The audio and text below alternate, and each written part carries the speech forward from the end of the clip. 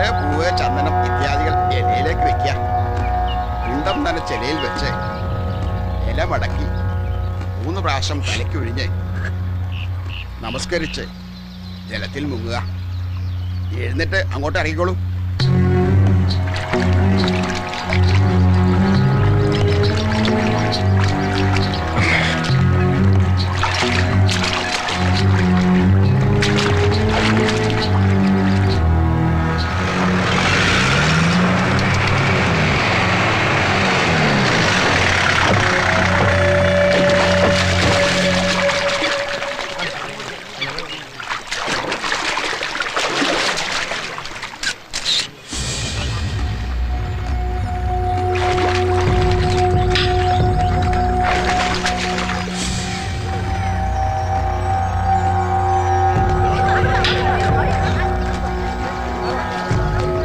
കുറിച്ച് എന്താണ് അഭിപ്രായം?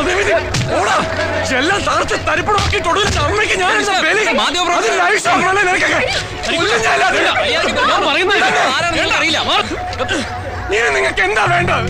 ഇപ്പൊ നിങ്ങളുടെ കോടതിയും പറയുന്നത് ഞാൻ നിരപരാധിയാണെന്ന്. പക്ഷെ മരിച്ചു എന്റെ അമ്മയുടെ മുമ്പിൽ ജീവിതകാലം മുഴുവൻ ഞാൻ കുറ്റവാളിയാ.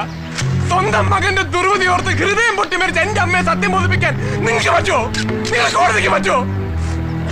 എന്നെ പോലെ നിരപരാധികളായ ഒരു അച്ഛൻ 2 മക്കളോടെ കിടപ്പുണ്ട്. ആശുപത്രിയിൽ വിഷം കഴിച്ച് മരണത്തെ കാത്ത്. അതും പോയി ഷൂട്ട് ചെയ്യ്.